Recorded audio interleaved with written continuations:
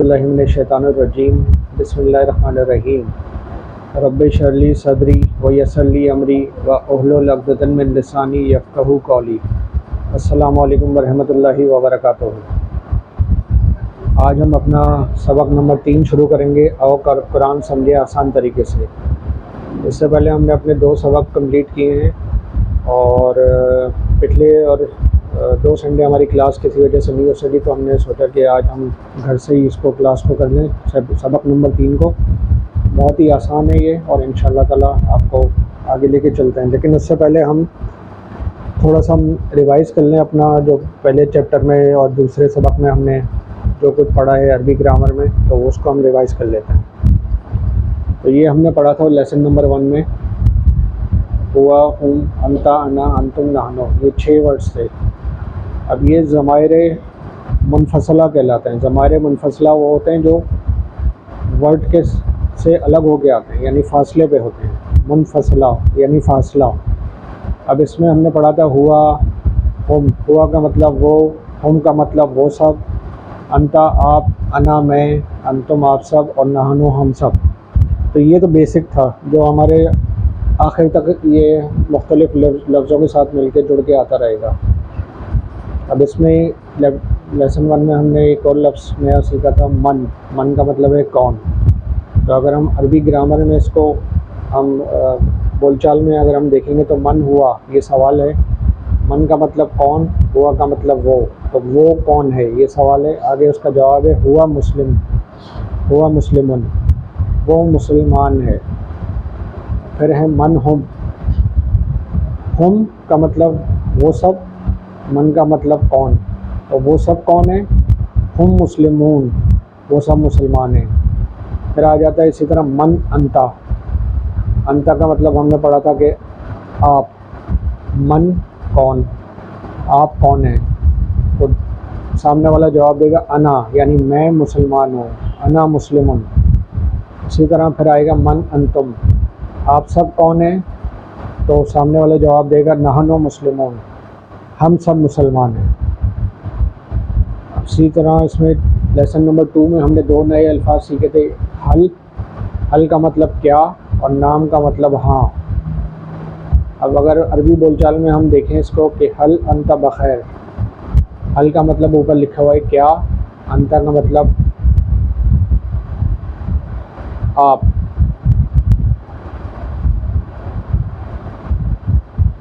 हल अंता बखैर, तो इसका जवाब होगा नाम अना बखैर, यानी हाँ मैं खैरियत से हूँ। इसी तरह हल अंतम बखैर, क्या आप सब खैरियत से हैं, तो जवाब होगा नाम। नाम का मतलब ऊपर देख लें हाँ, नहनो हम सब, बखैर खैरियत से हैं, हाँ हम सब खैरियत से हैं अल्हम्दुलिल्लाह। इसी तरह फिर हमने इस्म, कलमे की 3 किस्में पढ़ी थी, इस्म, फ़ेल, हर्फ। इस्म किसी भी जगह का नाम, किसी चीज़ का नाम या सिफ़, और फ़ेल जिससे किसी काम के करने या होने का पता चले, यानी वर्ब है ये। और हर्फ, हर्फ वो होता है जो इस्म और फ़ेल दोनों को मिलाता है, यानी कंजक्शन या प्रीपोजिशन जो हम इंग्लिश में कहते हैं, ये 2 इस्म और फ़ेल को मिलाने का काम करता है। ये हम आगे जाके सबक में इसको तफसील से पढ़ेंगे।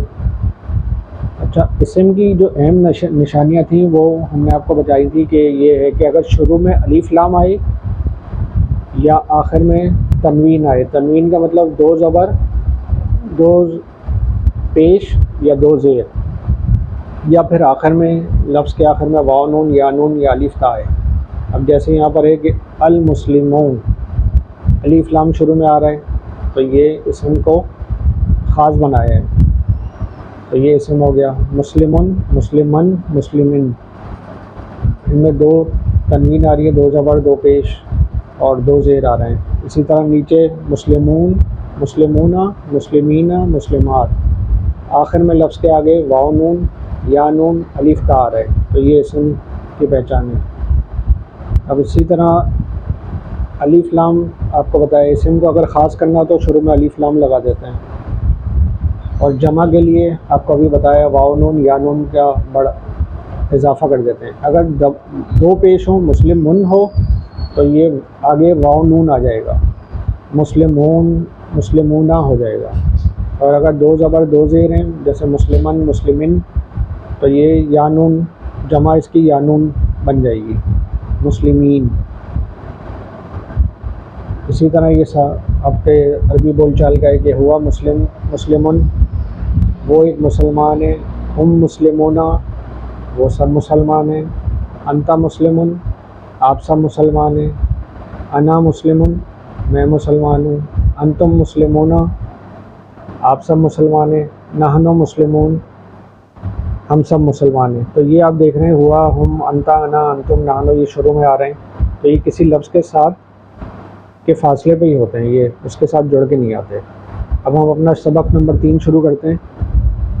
तो इसमें जो आज हम पढ़ेंगे वो सूरह फातिहा की आयत नंबर 4 और 5 और ग्रामर में ज़माइर मुत्तसला पढ़ेंगे। ये हम आगे जाके आपको बताते हैं।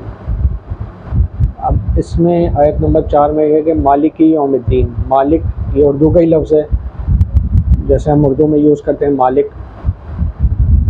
और यौम, यौम का मतलब है दिन। अब यौम और अयाम ये दोनों मिलके कुरान में तकरीबन 405 मरतबा रिपीट हुए हैं। यानी हमने आपको बताया था शुरू में कि जो अल्फाज बहुत से ऐसे हैं जो बार बार कुरान में रिपीटेशन जिनकी हुई है। तो मालिकी यौमिद्दीन, मालिक का मतलब मालिक ही है। यौम ये भी उर्दू का ही लफ्ज़ है, जैसे हम पढ़ते हैं यौम आखरत, यौम जुमा, यौम अरफा। तो इसी तरह यौम और अद्दीन, मालिकी यौमिद्दीन। तो दीन के दो मतलब हैं, एक बदला और एक दीन इस्लाम। और ये जो लफ्ज़ है अद्दीन, ये 92 बार कुरान में रिपीट हुआ है। अब दीन के जैसे बताया दो मायने हैं, एक बदला यानी अच्छा काम का अच्छा और बुरे काम का बुरा बदला, और दूसरा दीन इस्लाम ज़िंदगी गुजारने का तरीका जैसे इस्लाम। अब जब क़यामत आएगी तो अल्लाह ही सबका मालिक होगा और इसी की हुकूमत होगी और वही सबके दरमियान इंसाफ करेगा। आज भी वही मालिक है, लेकिन अल्लाह ताला ने इंसान को ज़मीन पे कुछ इख्तियारात देकर भेजा है और उसमें बदी और नेकी दोनों शामिल हैं कि वो बदी का काम करता है या नेकी का काम करता है। लेकिन यौम आखिरत में तमाम इख्तियारात सिर्फ अल्लाह के पास होंगे और किसी के पास कोई इख्तियार नहीं होगा। किसी को सिफारिश की भी इजाज़त नहीं होगी, सिर्फ वही सिफारिश करेगा जिसको अल्लाह ने इजाज़त दी होगी। अब ज़रा तसव्वुर कीजिए कि क़यामत का दिन ही भयानक होगा। कोई आदमी अपने बेटे, बीवी, बहन, भाई, माँ बाप को देखकर भागेगा। क्यों भागेगा? वो इस वजह से कि उसके पास जो नेकियां होंगी और दूसरे के पास कम होंगी तो वो उससे मांगेगा कि मुझे अपनी नेकियां दे दो। लेकिन वो उस दिन क़यामत का हम लफ्ज़ इसी दिन भयानक हो गया। ये हमें इस तरह पता चलता है कि उस दिन कोई अपने माँ बाप, बहन भाई को नहीं पहचानेगा और उनसे दूर भागेगा ताकि मेरी नेकियां मेरे पास हों और मुझे किसी और से नेकियां मिल जाएं। अब इस आयत को ये पढ़ने से उम्मीद रखना चाहिए कि अल्लाह क़यामत के दिन हम पर रहम करेगा और हमारी अच्छाइयों का बदला अच्छाइयों से और हमारे जो बुरे काम हैं उनका हमें उसी हिसाब से हिसाब देना पड़ेगा। अब इसमें जो हमने आदत नंबर 7 है, इससे पहले हम तावुज़ और सूरह फातिहा में 6 आदत हम पढ़ चुके हैं। जैसे कि आपको याद होगा, आप रिपीट करें सारे। कि आदत नंबर 1 थी कि हर काम से पहले औज़ु बिल्लाहि मिनश शैतानिर रजीम पढ़ना। दूसरी आदत कि हर काम को बिस्मिल्लाहिर रहमानिर रहीम पढ़ के शुरू करना। तीसरी आदत अल्लाह के बारे में बेहतर अच्छा गुमान रखना। नंबर 4 खूब इल्म हासिल करना। नंबर 5 दूसरों पे रहम करना। और नंबर 6 अल्लाह की तमाम नेमतों का बार बार शुक्र अदा करना। तो अब आदत नंबर 7 हमारे सामने आई है कि हर काम को आखिरत के सामने रख के किया जाए, क्योंकि हम सबको हमारा ईमान है कि मरने के बाद फिर बदले का दिन आएगा यौम आखिरत और उसमें हर चीज़ का हिसाब किताब होगा। तो हम अभी से उसके लिए कोशिश करें और हर काम को आखिरत को सामने रख के करें और उस दिन की तैयारी करें और अपना वक्त ज़ाया नहीं करें। तो ये अब हम इसका पूरा देखते हैं। मालिकी यौमिद्दीन, इसका उर्दू में जो तर्जुमा होगा वो मालिक है दिन का बदले का।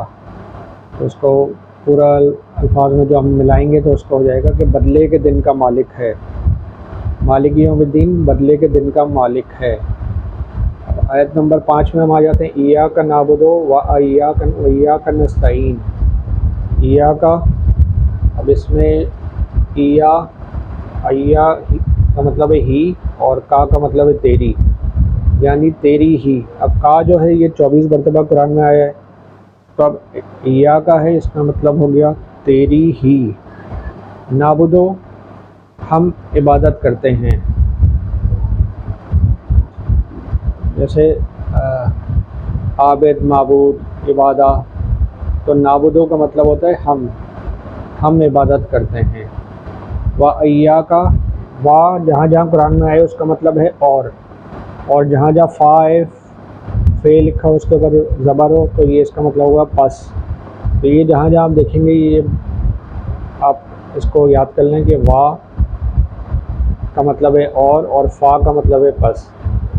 वाह इया का, इया हमने देखा पीछे कि ही, और का मतलब है तुझी से। तो ये यहाँ पर हम मुहावरे के तौर पे इसको इस तरह पढ़ेंगे कि वैया का और तुझी से, इया का नाबुदो वैया का नस्ताइन, तेरी ही, इया का तेरी ही, नाबुदो हम इबादत करते हैं, व अय्या का और तुझी से, नस्ताइन, नस्ताइन का मतलब हो गया हम मदद चाहते हैं। अब अल्लाह ने हमको पैदा किया हम इसकी ताकि हम इसकी बंदगी करें यानी इबादत करें। जैसे कुरान में अल्लाह फरमाता है कि मैंने जिन्नों और इंसानों को अपनी ही इबादत के लिए पैदा किया। अब ये मैंने भी एक बहुत अरसा पहले ये कहीं मस्जिद में ये लिखी हुई देखी थी आयत कि मैंने जिन्नों और इंसानों को अपनी ही इबादत के लिए पैदा किया। तो अब ये मेरे जहन में आया कि इबादत के लिए पैदा किया तो फिर हम बाकी काम क्यों करते हैं। तो फिर बाद में मुझे समझ में आया कि इसमें इबादत हर काम में अल्लाह की जो आप कर रहे हैं उस हर काम में इबादत है। यानी अगर आप ऑफिस जा रहे हैं या स्कूल में हैं कॉलेज में हैं और वहाँ पे अपनी ईमानदारी के साथ वो काम कर रहे हैं अपनी तालीम हासिल कर रहे हैं तो वो भी इबादत में शुमार होगी। अगर आप रात को बावजूद सोएं और सुबह फजर तक फजर में आप उठें तो जो वक्त आप बावजूद सोए थे उन सब का भी आपको इबादत का सवाब मिलेगा।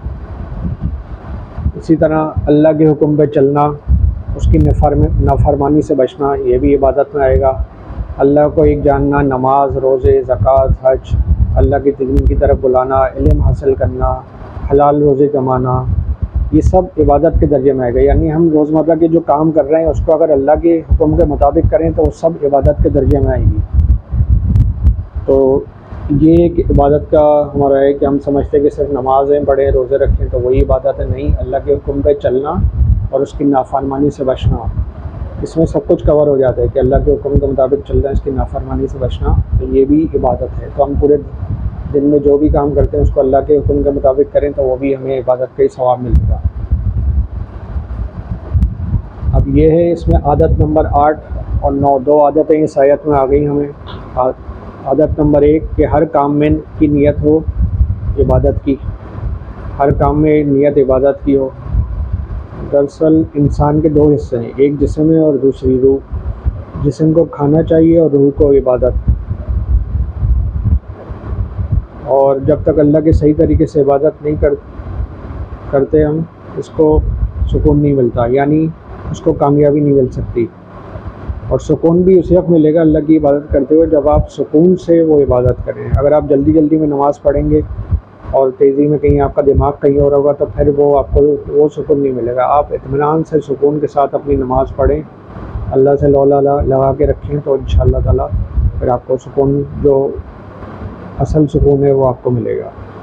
तो आदत नंबर 8 हमारी हर काम में इबादत की नियत होनी चाहिए। इसी तरह आदत नंबर 9 जो इस आयत से हमें पता चली कि हर काम में अल्लाह की मदद मांगनी चाहिए, जैसे कि अल्लाह के नबी सल्लल्लाहु अलैहि वसल्लम और नबियों ने मांगा। तो ये 2 हमें आदत इस आयत से पता चलती हैं। इय्याका नाबुदु व इय्याका नस्तईन, हम सिर्फ तेरी ही इबादत करते हैं और तुझी से मदद मांगते हैं। तो ये हमारी 2 आयतें कंप्लीट हुई। अब इसमें यह है कि हदीस की किताबों में सही मुस्लिम में अबू हुरैरा रज़ी अल्लाह ताला अन्हु से रिवायत है कि रसूलुल्लाह सल्लल्लाहु अलैहि वसल्लम ने फरमाया कि अल्लाह ताला फरमाता है मैंने नमाज अपने और अपने बंदों के दरमियान तकसीम कर ली है, आधी मेरी और आधी मेरे बंदे की। और मेरे बंदे को वो मैं वो देता हूँ जो मुझसे मांगे। अब आप देखें कि हदीस में है कि जब बंदा कहता है, ये पूरी सूरह फातिहा के बारे में बात हो रही है कि जब बंदा कहता है अल्हम्दुलिल्लाहि रब्बिल आलमीन, तो अल्लाह ताला फरमाता है हमदनी अब्दी, यानी मेरे बंदे ने मेरी तारीफ़ की। जब बंदा कहता है अर्रहमान अर्रहीम, तो अल्लाह ताला फरमाता है असना अला अब्दी, यानी मेरे बंदे ने मेरी सना की। और जब वो कहता है मालिक यौमिद्दीन, तो अल्लाह ताला फरमाता है मजददीन अब्दी, मजदनी अब्दी, यानी मेरे बंदे ने मेरी बुजुर्गी बयान की। इय्याक नअबुदु व इय्याक नस्तईन, जब बंदा कहता है तो अल्लाह ताला फरमाता है हाज़ा बैननी व बैना अब्दी अला अबादी मा सआल, यानी ये मेरे और मेरे बंदे के दरमियान है और जो कुछ वो मुझसे मांगेगा मैं उसे दूँगा।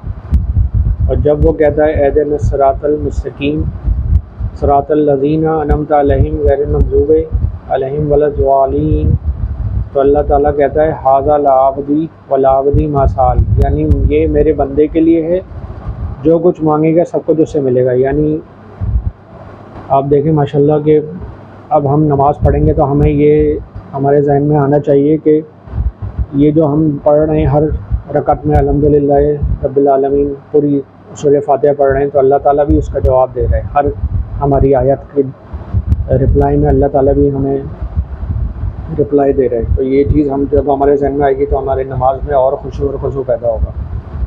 तो इसको आप अच्छी तरह से देख लें। और अब आता है ग्रामर का पोर्शन। ग्रामर में हमने पहले पढ़ा था हुआ, हुम, अंता, अना, अंतुम, नाहनो, वो ज़मायर मुनफसला थे, यानी हर लफ्ज़ से अलग होके आते थे फासले पे।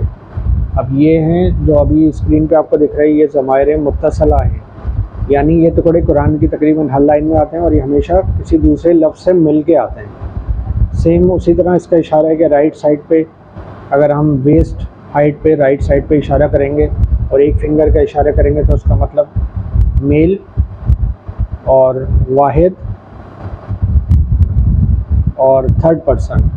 और अगर हम राइट साइड पे वेस्ट साइड पे इशारा करेंगे और अपनी चारों उंगलियां खोलेंगे तो इसका मतलब हुआ जमा।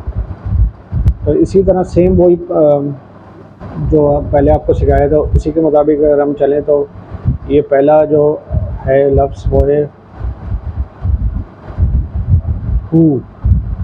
हु का मतलब है इसका। फिर उसके बाद आता है हुम, इन सब का यानी आप सामने की तरफ इशारा करेंगे एक उंगली से आपका, ये मेरा अपनी तरफ एक उंगली की अपनी तरफ इशारा करेंगे एक उंगली की से, तो इसका मतलब है ये का मतलब होगा मेरा। और कुम सामने की तरफ इशारा करेंगे चारों उंगलियां खोल के, कुम का मतलब आप सबका। और ना अपनी तरफ इशारा करेंगे चारों उंगलियों से, तो ये होगा हमारा। तो ये अल्फाज तकरीबन कुरान मजीद की हर लाइन में आए, तो इसको आप अच्छी तरह देख लें। ये जहाँ जहाँ जोड़ के आएंगे तो आपको फ़ौरन ये रिकॉल हो जाएंगे। हु का मतलब इसका, हम का मतलब इन सब का आपका, या मेरा, कुम आप सबका, ना हमारा। ये देखें आप कि ये कुरान की एक आयत है, तो उसमें ये आप देखेंगे जहाँ जहाँ एरो हो रहा है तो ये हर लफ्ज़ में ये दूसरे लफ्ज़ के साथ मिल के आए हैं। हर लाइन में तकरीबन ये लफ्ज़ मौजूद है। अच्छा, अब एक नया लफ्ज़ है रब। रब भी हमारे लिए मुश्किल नहीं है। अब आसानी अरबी में ये है कि बहुत से इसमें जो लफ्ज़ हैं वो हम उर्दू में भी इस्तेमाल करते हैं, जैसे समा है, अर्ज़ समा, तो इसी तरह रब है। रब का मतलब है पालने वाला। अब यहाँ पे आ जाए, ये जो चार्ट है अब इसमें आप देखेंगे पहले हमने जो पढ़ा था हु, हम, का, ये, कुम, ना, तो यही रब के साथ मिल के आ रहे हैं। जब रब और उस लफ्ज़ को आप हु को मिलाओगे तो ये बन जाएगा रब्बो हु, उसका रब। हु का मतलब हमने पहले पढ़ा था उसका, और यहाँ पे रब ऐड हो गया तो उसका रब। रब्बो हम, उन सब का रब। रब्बो का आपका रब, रब्बी मेरा रब, रब्बुकुम कुम का मतलब आप सबका, और रब का मतलब रबी है, पल पल हमें पालने वाला, तो आप सबका रब। और फिर आखिर में आता है रब्बुना, हमारा रब। बस तो ये जो अभी आपको चार्ट दिखाई, ये हमने वाइट बोर्ड पे लिखा है इसको आपको समझाने के लिए। ये ज़मायर मुत्तसिला मतलब मिलकर, ये मैंने जैसा आपको बताया ये हमेशा किसी लफ्ज़ के साथ जुड़कर आते हैं, ये अलग नहीं होते हैं। जैसे इसमें 6 हुर्फ थे, हु, हुम, का, ये, कुम, ना। अब हु का मतलब आपको बताया था इसका। अब रब के साथ अगर इसको मिलाएंगे तो रब और हु ये मिलाएगा तो ये हो जाएगा रब्बो हु, यानी उसका रब। इसी तरह हुम आ गया, हुम का मतलब उन सब का, तो रब के साथ जब इसको मिलाएंगे हुम को तो ये हो जाएगा रब्बो हुम, उन सब का रब।